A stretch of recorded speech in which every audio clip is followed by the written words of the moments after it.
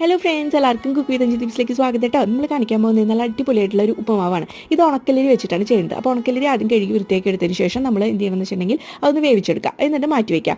ഒരുപാട് ഓട്ടഞ്ഞ് പോകാതെ ശ്രദ്ധിക്കണം കേട്ടോ. അത് കഴിഞ്ഞിട്ട് ഒരു പാത്രം വയ്ക്കുക. അതിലേക്ക് വെളിച്ചെണ്ണ ഒഴിച്ച് കൊടുക്കാം. അതിലേക്ക് കുറച്ച് കടുക് ഇട്ട് പൊട്ടി വരുമ്പോൾ കടലപ്പരിപ്പ് കുറച്ച് ഉഴുന്നും ചേർത്ത് കൊടുക്കുക. എന്നിട്ട് എന്ത് ചെയ്യണമെന്ന് വെച്ചിട്ടുണ്ടെങ്കിൽ നന്നായിട്ടൊന്ന് അത് പൊട്ടി വരുമ്പോൾ അതിലേക്ക് ചെറിയ ഉള്ളിയും പച്ചമുളക് എരിവിനനുസരിച്ച്, പിന്നെ കുറച്ച് കറിവേപ്പിലയും ഇഞ്ചി അരിഞ്ഞതും കൂടി ചേർത്ത് കൊടുക്കാം.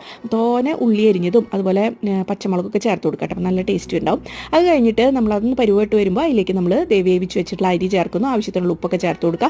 പിന്നെ നമ്മൾ തേങ്ങ ചെരുക്കിയതും കുറച്ച് ചേർത്ത് കൊടുക്കുക. നല്ല ടേസ്റ്റ് കേട്ടോ. എല്ലാം കൂടിയിട്ട് നന്നായിട്ട് പരുവപ്പെട്ട് വരുമ്പോൾ നമ്മൾ അതിലേക്ക് കുറച്ച് ചട്നി ഒഴിച്ച് അങ്ങോട്ട് കഴിച്ചാണ്ടല്ലോ സൂപ്പർ